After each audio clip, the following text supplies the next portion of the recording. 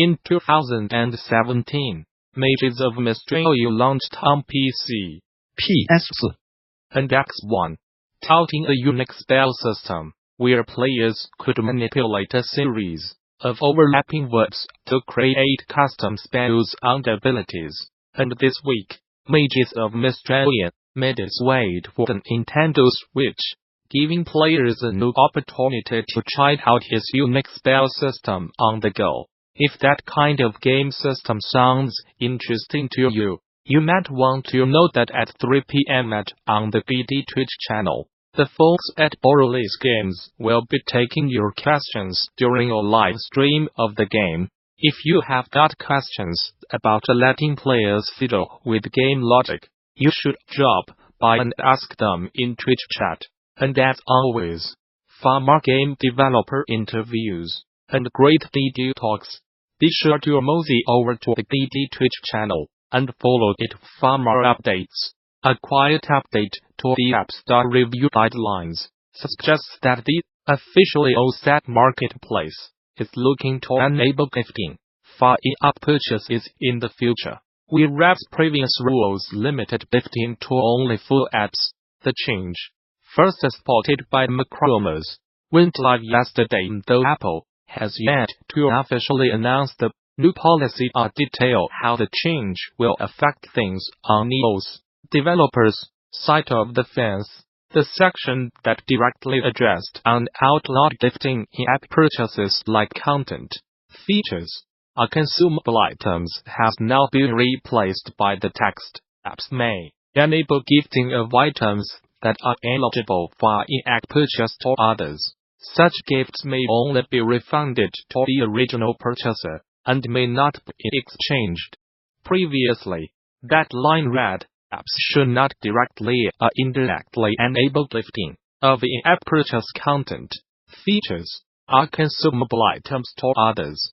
The new policy potentially means that with free-to-play or other in-app purchase-friendly games on the App Store could be seen a revenue boost as players are given the ability to purchase in-game currencies or items for friends. Sebastian SDPI, the creative director of CD Projekt Red's upcoming game Cyberpunk 2077, is seemingly making the jump from the Polish studio to Blizzard Entertainment, as spotted by the Resetter user.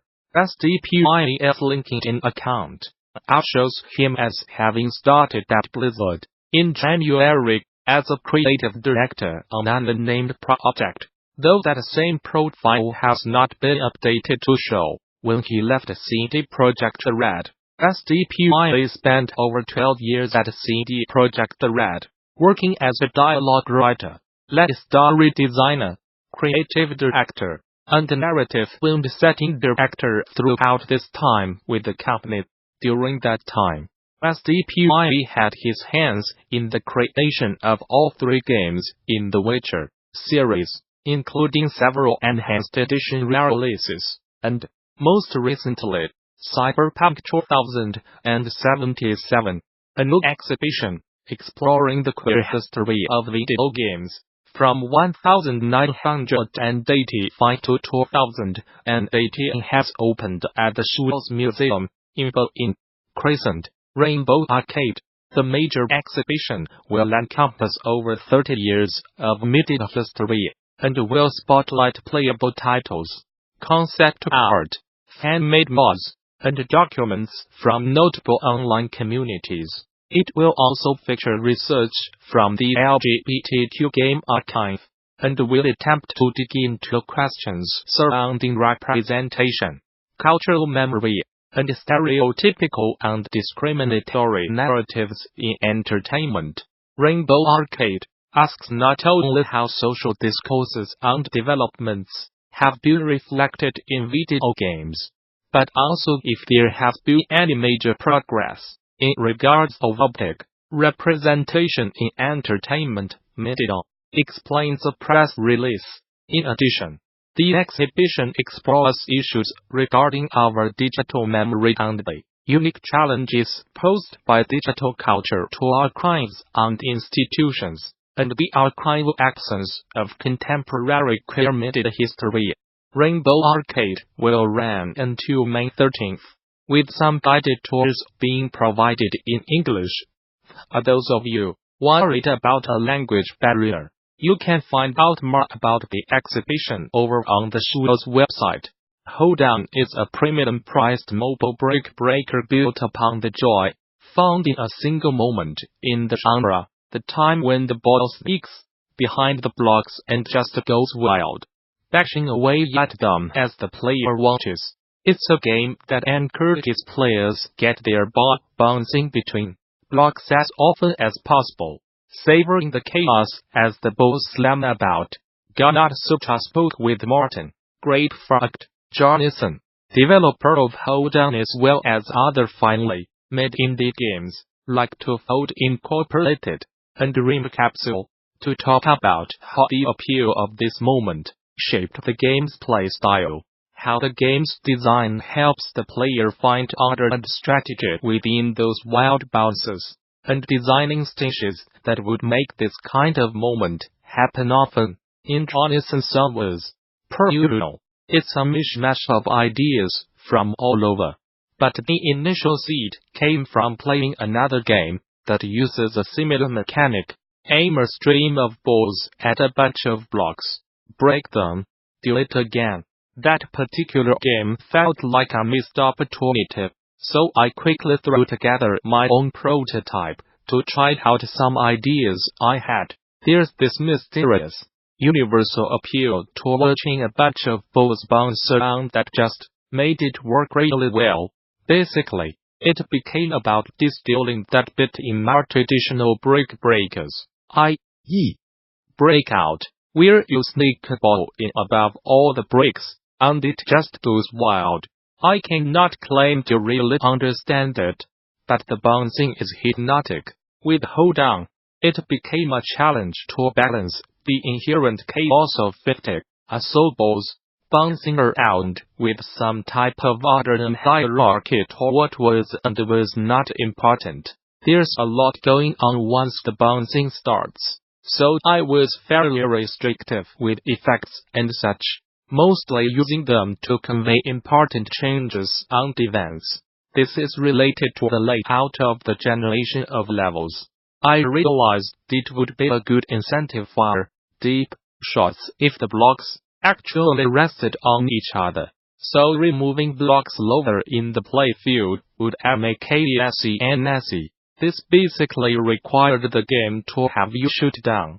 I did try upside down gravity along with shooting up, because that configuration is less prone to the common mobile issue of hiding the thing you are aiming at with your finger.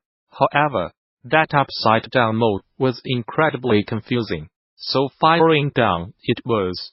The stages are all procedurally generated, but somehow, I got quite lucky with the way they are generated and ended up with a setup that was easy to tweak to make levels that strike a good balance between difficulty and fun shots. Early in prototyping, it became obvious that the most fun shots were when you managed to get your balls in a small pocket and they bounce around wildly. These types of setups were originally somewhat rare to happen upon, but once I realized I could do the rounded corners, it all fell into place. They open up the playfield much more, and in combination with the larger Tetrimino-style blocks, it just works really well. Looks nice too. That balance is all down to tweaking the way the levels are generated. Luckily, I have many knots I can tweak for that. I can adjust how many blocks are filled, how big the blocks are, how many blocks are stuck in the wall, and perhaps most importantly, their hit points. All of these things were adjusted over months of testing alongside working on the game. Early on, I had an idea that the player would amass diamonds as they were digging, just like now.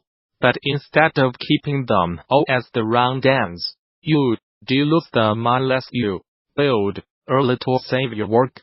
I had these checkpoints every so often where you could opt to escape to the surface, but no one ever did. They just wanted to keep digging. I tried adjusting things, but could never get it to really feel like an interesting choice. It either felt like digging was the best option, or it just felt overly mean. I did not like having to cut that idea. I somehow still really like it. But in the end, it did not work no matter how much of a darling it was. This game was the first time I worked with a concept artist. The original plan was to try to take the visuals away from my comfortable old style and some weird mood, but I guess time constraints and just regular old convenience brought me back to my usual style. That style is very much a function of being a one-person studio. It's a kind of minimalism forced by time constraints. In most creative endeavors, it seems to me that the more you cut, the better it gets.